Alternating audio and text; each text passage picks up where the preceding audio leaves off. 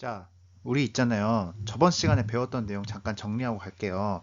우리 어디까지 봤냐면 로마에 대해서 저번에 이야기를 했었거든요. 자, 여러분 처음에도 로마가 생겼을 때는 이 왕이 있었죠, 그쵸? 여러분 기억나지? 왕자가 망난이었잖아, 그죠? 왕자가 엉망진창이라 가지고 결국 사람들이 왕을 몰아냈죠? 몰아내가지고 왕이 없는 나라가 됐습니다, 그쵸? 자, 그렇게 왕이 없는 나라인 로마를 우리가 뭐라 불렀어? 자, 여러분 공화정이라고 불렀습니다, 그쵸? 자, 처음에 공화정이 만들어졌을 때는 여러분 왕을 죽일 수 있을 정도의 힘이 있는 애들이 공화정을 이끌어갔죠. 바로 귀족 중심의 공화정이었다라고 말씀을 드렸습니다. 자, 그런데 여러분 가면 갈수록 이 귀족들보다 전쟁에 참여해야 되는 사람들이 목소리를 내기 시작했어요. 왜냐하면 이 로마의 전술이 바뀌었어. 뭘로 바뀌었어? 여러분 기억나? 어, 여러 평민들이 그냥 말 그대로 쪽수로 밀어붙이는 중장 보병 정술이 등장했죠. 그쵸? 중장 보병 전술이 등장하면서 사람들이 우리도 이제 군대에 가니까 정치 참여할 수 있는 권리를 달라고 얘기했었지, 그치? 그래서 점점 평민들의 참여가 가능해졌다라는 내용 우리가 정리를 했어요. 자, 여러분 귀족 중심이었을 때 핵심 기구는 원로원, 그 다음에 귀족들의 대표였던 집정관이 있었죠, 그쵸?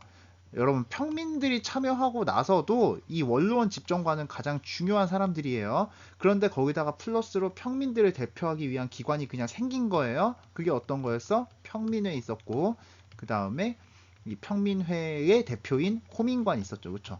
자, 이를 통해서 이제 로마의 평민들의 권리가 점점 강해지는 모습을 우리가 확인할 수 있었습니다. 자, 우리 여기서부터 출발해가지고 로마의 공화정에 차츰차츰 뭔가 문제 변화가 생기는 모습에 대해서 우리가 확인을 해보도록 하겠습니다. 자, 그럼 우리 이제 갈게요. 여러분, 평민들의 권한이 강해지다 보니까 자연스럽게 아테네처럼, 자, 여러분, 아테네 같은 경우에도 원래 외국인, 노예였던 애들, 그런 애들도 시민으로 막 끌어들여서 페르시아 전쟁을 치렀었지, 그치? 자, 그러다 보니까 이 당시 사람들이, 나 아테네 망하면 다시 노예 외국인으로 돌아가야 되니까 동물 취급을 받는다. 그건 싫어. 싫지. 그래서 평민들이 어떻게 했어? 목숨을 걸고 싸웠잖아요. 그죠? 로마의 평민들 역시 이제 목숨을 걸고 나라를 지킬 이유가 생겼습니다. 왜? 이게 우리나라잖아요. 그죠? 여기서 얘기하는 우리는 평민들 얘기하는 거지. 그치? 평민. 그러니까 평민들이 자기 나라를 지키기 위해서 노력한다는 거야. 그 결과 로마의 군사력이 크게 올라가게 됐습니다. 왜? 평민들이 참여를 하면은 말 그대로 인구수도 늘어나지, 그치? 그러니까 쪽수도 늘어나는 거고, 걔네들이 좀 더 사기도 늘어나고 열심히 참여하죠. 그러니까 당연히 군사력이 높아질 수밖에 없는 거야, 그죠? 자, 그 결과 요 당시에 로마의 가장 큰 라이벌이었던 카르타고와의 전쟁. 여기 빨간색이 로마였고요. 그 다음에 여기 약간 보라색으로 칠해져 있는 데가 로마의 경쟁자였던 카르타고라고 하는 나라였는데요. 무려 세 차례나 있었던 전쟁을 로마가 승리로 이끄는 게 가능해졌습니다. 자, 여러분 한 번쯤 들어봤는지 모르겠습니다. 카르타고와의 포에니 전쟁이라고 하는 세 번의 전쟁에서 로마가 승리를 거둬가지고 로마가 이제 지중해에 점점 경쟁자가 없었습니다. 요 근처, 요 유럽 남쪽에서 가장 잘 나가는 나라가 된 거죠. 그쵸? 자, 그런데 여러분 있잖아요. 전쟁에 승리한 로마 계속 잘 나갔어야 됐는데 이 로마에 조금 다른 문제가 생기게 됐습니다. 자, 이 전쟁 승리가 로마에 가져온 문제에 대해서 우리가 확인을 해볼게요. 이번에는 어디서 문제가 생겼느냐? 평민들과 귀족들이 다시 갈등을 하기 시작했습니다. 이상하네. 평민들이 평민회 만들고 호민관 뽑으면서 괜찮아진 거 아닌가 생각할 수 있는데 이 뭐가 문제였냐면 이 귀족들, 여러분 이 귀족들은 아무래도 귀족인 이유가 있겠죠, 그쵸? 돈도 많고 그 다음에 재산도 많고 돈이 재산이지, 그치? 그 다음에 뭐 노예들도 많고 이렇단 말이죠, 그쵸? 여기서 얘기한 재산이라는 거는 이제 돈 말고도 있는 재산, 보통은 우리가 재산이라고 하면 땅을 많이 이야기하죠. 그러니까 귀족들은 돈도 많고 땅도 많고 노예도 많고 이런 애들이야. 그리고 여러분 또 변화가 뭐냐면요, 이제 평민들이 막 군대에 나가기 시작했잖아요, 그죠? 그러니까 이 고귀하신 귀족들은요, 굳이 자기들은 군대에 나갈 이유가 없어졌다는 게 더 문제가 됐습니다. 그죠? 자, 여러분 여기서 이걸 이해하고 우리가 출발하도록 할게요.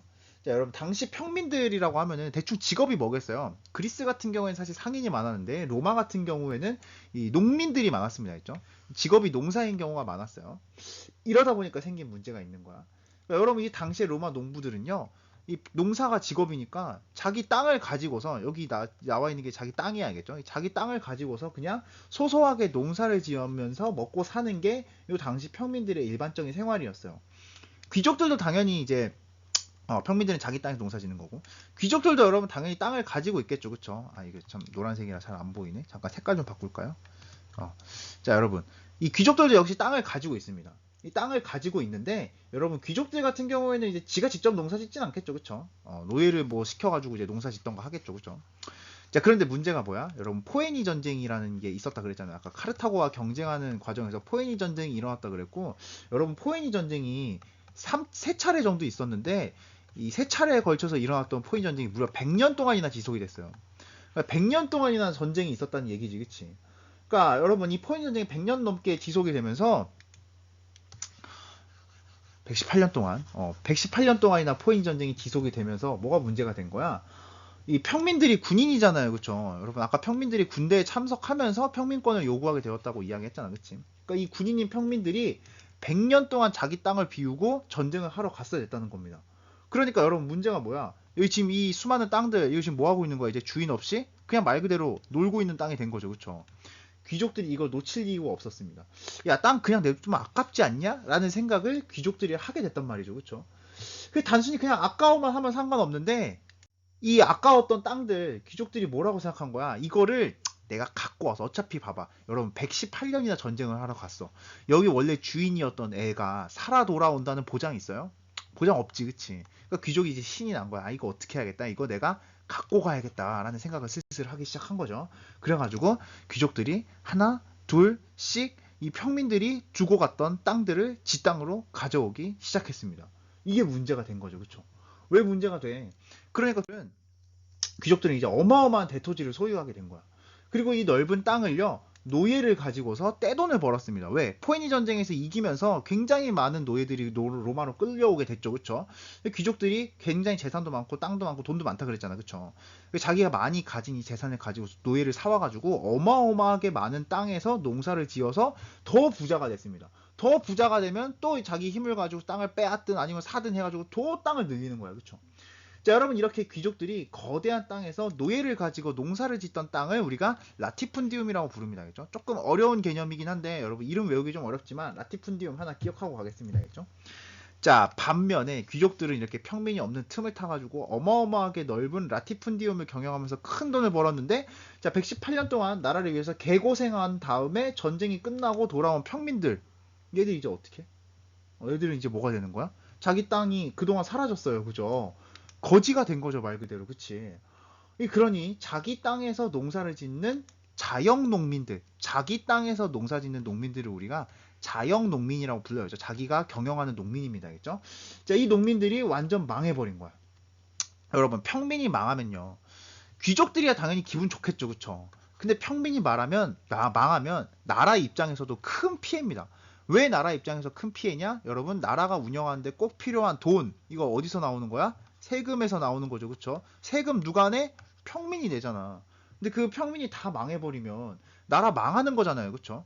그래서 로마의 정치인들 중에서 일부는, 야, 귀족들이 이렇게 많이 땅 가지고 있으면 어떡해? 평민들 농사 짓게 해가지고 걔들 성실하게 일해서 세금을 걷어야 나라가 제대로 돌아가지, 라며 이제 이 귀족들이 너무나 많이 가지고 있는 땅을 평민들한테 쪼개야 된다라고 주장하는 정치인들 등장했습니다.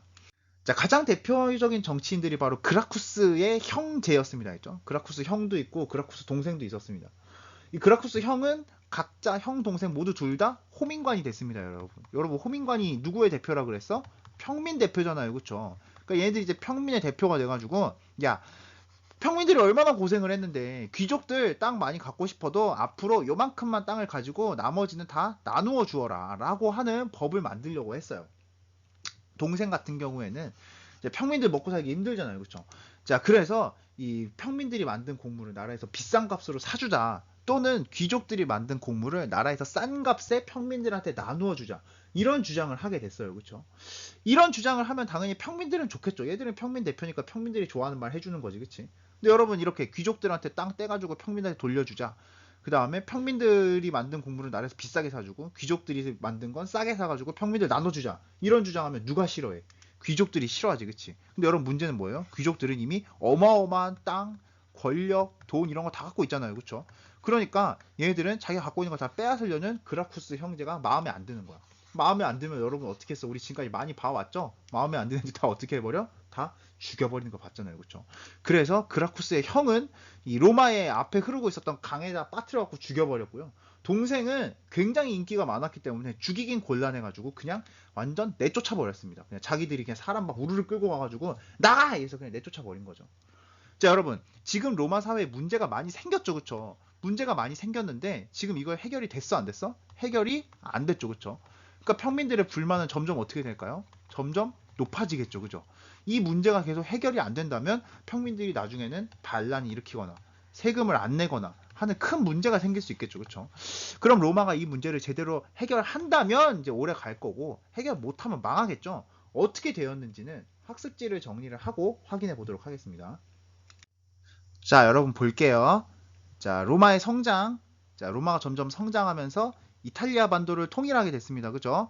자, 이탈리아 반도를 통일하면서 이제 카르타고와의 전쟁에서 이기게 됩니다. 자, 그 전쟁을 우리가 포에니 전쟁이라고 부른다라고 했었죠. 하나 기억해 두고 갈게요. 자, 이렇게 승리할 수 있었던 게 평민권이 크게 강해지면서 평민들이 굉장히 열심히 싸우게 되었다라는 이야기 했었죠.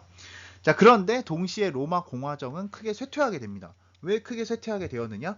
정복지에서 여러분 이제 로마가 땅이 넓어졌잖아요. 그렇죠? 땅이 넓어지니까 이 정복한 지역에 많아진 거야. 정복한 지역에서 이제 싸구려 곡물들이 막 로마로 들어온 겁니다. 알겠죠? 거기다가 귀족들이 노예를 이용한 대농장. 여러분 뭐라 부른다고요? 요거 하나 기억해 달라 그랬죠. 뭐라 불렀어? 라티푼디움이라고 불렀죠. 그렇죠? 라티푼디움을 경영한 거야. 근데 여러분 여기서 얘기하는 대농장에 필요한 땅 이거 다 누구 거야 원래? 평민 거야. 그죠? 그러니까 평민은 어떻게 되는 거야? 망하는 거야. 그죠? 자, 자기 땅을 가지고서 농사를 짓던 자영 농민이 몰락하게 되었습니다. 이 문제를 해결하려고 해서 그라쿠스 형제가 개혁을 시도했는데 귀족의 반대로 결국 개혁은 실패하게 되었죠. 자, 그래서 평민들이 크게 불만을 가지게 되었다라는 점 하나 확인해 두시고, 자, 잠깐 학습지 채우시고요. 자, 여러분 다 채웠나? 다 채웠을 거라고 믿고 넘어가도록 하겠습니다. 알겠죠? 자, 지금 이제 귀족과 평민들의 갈등이 굉장히 심해진 상태입니다. 그죠?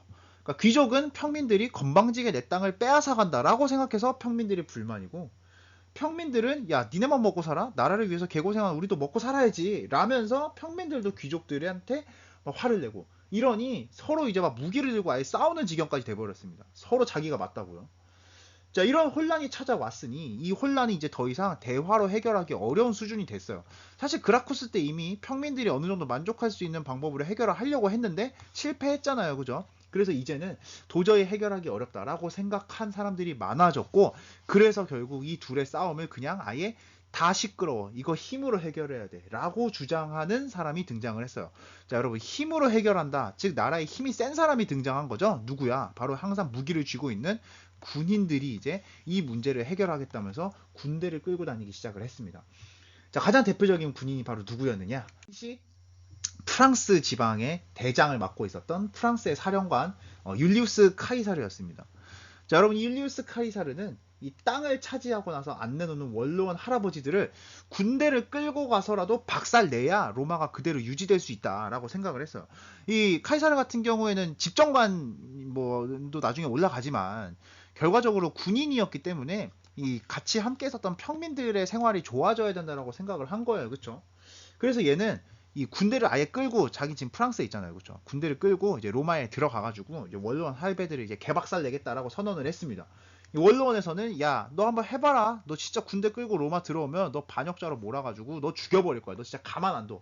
협박을 했는데 이 카이사르가 해봐, 이런 식으로 나온 거죠. 이 당시에 이제 카이사르가 했던 유명한 말로 알려진 게 바로 주사위는 이미 던져졌다. 나는 이미 결과가 나왔기 때문에 뭐 니네가 뭐라고 하든 말든 그냥 갈 거야 라고 선언을 하고 그냥 군대를 진짜 끌고 가가지고 원로원을 개박살을 냈습니다. 없앤 건 아닙니다. 알겠죠? 이 원로원이라는 기구가 로마에서 굉장히 중요했기 때문에 없앤 건 아닌데, 군대를 끌고 와서 말 그대로 개박살을 내가지고 원로원이 더 이상 카이사르한테 덤빌 수 없게 만들었습니다. 덤빌 수 없게 만들어가지고 이제 카이사르는 당시 로마의 대장이 돼서 자기가 생각했었던 개혁을 하나 둘씩 하기 시작했습니다. 특히 군대에 갔다 왔던 많은 평민들이 먹고 살 수 있는 문제를 해결을 해줘서 큰 인기를 끌었습니다. 자, 카이사르가 이렇게 큰 인기를 끌게 되니 이 원로원은 카이사르를 존경한다라는 소리를 이제 슬슬 하기 시작했습니다. 완전 쫄아가지고 야 우리 카이사르 진짜 사랑한다라는 주장을 하게 됐어요. 그래서 당시에 카이사르의 생일을 따가지고 카이사르가 7월생이었거든요. 그래서 7월에다가 카이사르 이름을 붙이게 됐습니다. 여러분 알고 있어요? 7월 영어로 뭐라고 불러요? 여러분 영어 공부했으니까 알고 있지? 네, 뭐라고 부릅니까? 7월? 줄라이잖아요. 그쵸? 7월에 이 줄라이가 어디서 나왔느냐? 바로 율리우스 카이사르라고 할 때 그 율리우스에서 나온 겁니다. 율리우스가 이름이거든요. 그래서 이때부터 이미 원로원들이 카이사르를 막 찬양할 정도로 카이사르가 어마어마한 권력을 가졌다는 거죠. 자, 이후에도 이제 카이사르는 그 엄청난 인기를 가지고서 순조롭게 전쟁을 해가지고 이기면서 여기저기 영토를 확장하고 다녔습니다. 싸움을 너무 잘하는 거야. 원로원도 깨부실 정도니까 싸움을 굉장히 잘한다는 거죠.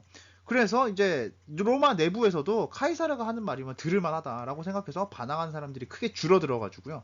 여기저기로 전쟁을 해서 이기는 경우가 많았는데요. 특히 이집트에 진출했을 때가 굉장히 중요하니까 하나 알아두도록 하겠습니다. 왜 중요하냐면 당시 이집트가 굉장히 잘 나가는 나라였는데 과연 이집트 정복에 성공할까라고 생각하는 사람들도 많았거든요.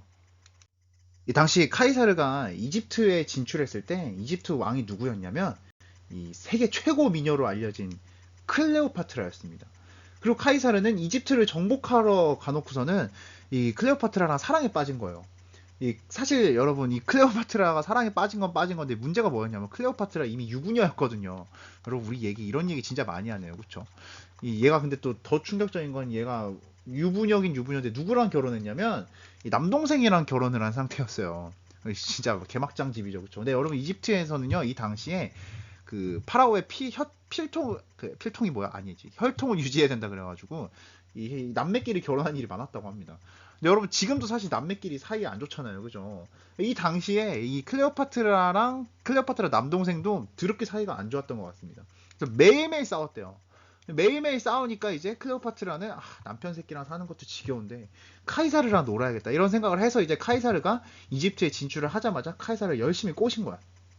카이사르를 만나고 나서부터 이제 동생 새끼는 말을 안 들으니까 카이사르랑 결혼을 해야겠다라고 생각을 해서 이제 사실 카이사르랑 결혼을 직접 하진 않았고 연애만 했는데 어쨌든 연애를 하면서 이제 카이사르와 진짜 나는 영원히 함께해야겠다라는 생각을 한 거죠. 그래가지고 이제 동생을 죽여버렸습니다. 진짜 개막장집이죠, 그쵸? 동생을 죽여버리고 카이사르의 아기를 낳아서 둘이 이제 어마어마한 사랑을 나누었다라고 하는 이야기가 남아 들고 있습니다. 여러분 이때 카이사르 나이가 50살이었는데요. 클레오파트라가 20살이었습니다. 그러니 이제 30년의 나이 차를 뛰어넘은 어마어마한 사랑이라고 할 수 있겠죠. 카이사르가 클레오파트라와 맺어지면서 로마는 어마어마한 영토를 손에 넣게 됐습니다. 당시 이집트가 그래도 잘 나가는 나라 중에 하나였기 때문에 이집트 땅을 차지하면서 어마어마한 영토를 이제 거느리게 된 거죠. 이 영토를 크게 확장시킨 능력을 바탕으로 이 카이사르는 점점 로마 내에서 자기 마음대로 하기 시작했어요. 그러니까 사실 카이사르가 잘난 건 맞아. 인기도 많아, 그치? 그리고 능력도 많으니까 야 내가 이 로마를 위해서라면 내가 죽을 때까지는 로마를 이끌어야 될 것 같은데 이런 얘기를 이제 슬슬 하기 시작하더란 말이죠, 그쵸? 여기서 문제가 됐습니다. 자, 카이사르는 분명히 인기가 있었어요. 그런데 이 로마의 전통을 사랑하던 사람들, 로마의 전통이 뭡니까, 여러분? 왕이 싫어가지고 공화정이 된 나라였잖아요, 그죠? 근데 카이사르가 말로는 왕이 아니라고 하긴 하지만 솔직히 말해서 이게 왕이랑 뭐가 달라요? 죽을 때까지 로마에서 지 마음대로 다 하겠다는데, 그지? 그래서 이 공화정을 사랑하던 사람들은 카이사르가 로마를 망치고 있다고 생각을 했어요. 그러니까 카이사르가 있는 한 로마는 다시 왕이 있던 시절로 돌아갈 거다라고 생각을 해서 결국 얘네들은 이 카이사르를 암살해서 죽여버렸습니다. 결국 카이사르는 이렇게 암살당하면서 카이사르의 시대는 끝이 났어요. 자, 그러나 이들이 카이사르한테 용서받고 사랑받은 애였어요. 사실은 카이사르한테 막 덤볐다가 카이사르 옛날한테 카이사르한테 막 큰소리 빵빵 치다가 죽을 뻔했는데 카이사르가 야 그래 너 패기 있다 살려줄게 하고 살려준 애였고 한 명은 카이사르 아예 막 거의 양아들 비슷하게까지 들어갔던 애였던 거야.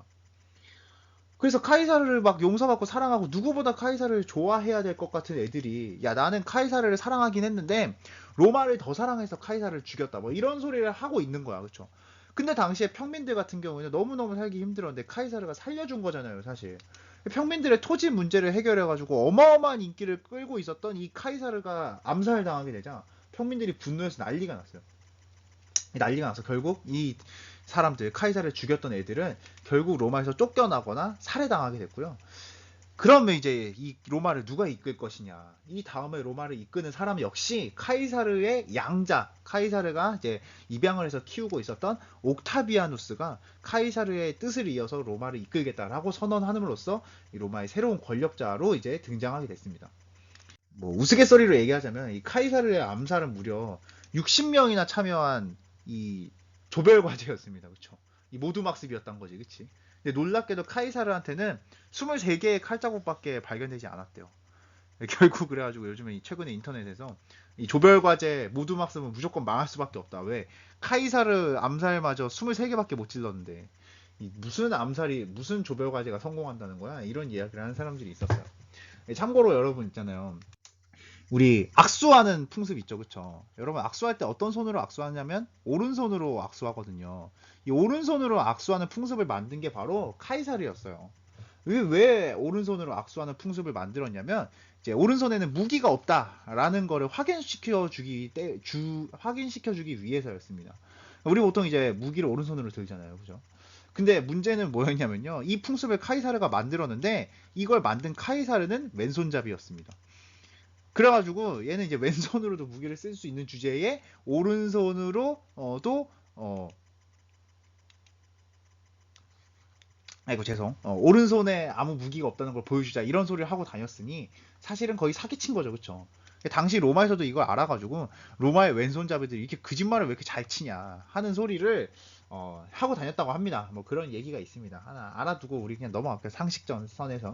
자, 카이사르 인기가 워낙에 높다 보니까 사람들은 점점 워낙에 높았죠, 그쵸? 카이사르 되게 인기 많았다 그랬잖아요, 그쵸? 특히 평민들이 되게 좋아했어요. 사람들은 점점 원로원 집정관처럼 이 여럿이서 통치하는 것보다 왜냐면 그때도 사실 평민들의 토지 문제 해결 못 해줬잖아, 그치? 근데 카이사르가 이걸 해결하는 거 보고서 이 카리스마 있는 한 사람이 통치하는 게 낫다는 생각을 점점 하게 됐어요. 그러니까 왕정에서 공화정으로 돌아왔는데 다시 한 명의 카리스마 있는 사람이 이끄는 게 낫다라는 생각을 하게 된 거죠, 그쵸? 그래서 이전에 우리가 해왔던 이 뭐 원로원 있고 집정관 있고 뭐 호민관 있고 평민에 있었던 이런 다 같이 공화정으로 이끌어가던 이 체제는 점점 사람들의 기억 속에서 사라지게 됐습니다. 사라지고 물론 없어진 건 아니야겠죠. 그냥 점점 사람들이 원로원 필요해, 공화정 필요해 이렇게 생각을 하게 된 거죠, 그렇죠? 곧 한 사람, 카이사르의 뒤를 이은 이 옥타비아누스가 이 로마의 모든 권력을 쥐고 다 통치하는 정치로 넘어가게 됐습니다. 그러면서 로마는 이제 이전에는 이제 왕이었는데 이쯤 되면 이제 스스로 황제를 선언하게 되는 거죠, 그렇죠? 황제한테 모든 권력이 다 집중된 정치로 변화하게 되는데요. 이런 정치 형태를 우리가 제정이라고 부르고 있습니다. 하나 기억해두고 가겠습니다. 그러니까 로마는 왕정에서 공화정이 됐다가 다시 공화정이 됐다가 다시 제정으로 돌아가는 그런 정치 형태를 보였구나라는 점을 우리가 알 수 있다는 거죠. 물론 이제 옥타비아누스가 황제가 되려고 하는 것도 싫다고 해가지고 옥타비아누스가 죽기만을 바랬던 사람이 많았습니다. 워낙에 인기가 많으니까 암살을 못한 거예요. 이 카이사를 암살했다가 우리 죽어가는 모습 봤잖아요, 그죠? 암살을 못하고 옥타비아누스가 죽기까지만 기다렸던 이 공화정을 사랑하던 사람이 많았는데 문제는 뭐였냐면 옥타비아누스가 이 대장 자리에 오른 다음에 40년이나 죽질 않았고 그냥 계속 그냥 그 황제 같은 자리에 있었어요. 옥타비아누스는 물론 끝까지 자기가 황제라고 말은 안 했습니다. 하지만 실질적으로 황제였던 거지, 그치? 40년이나 통치를 하면서 결국 이 로마는 한 사람의 카리스마 있는 사람이 나라를 이끌어가는 게 일반적인 모습이 되었고요.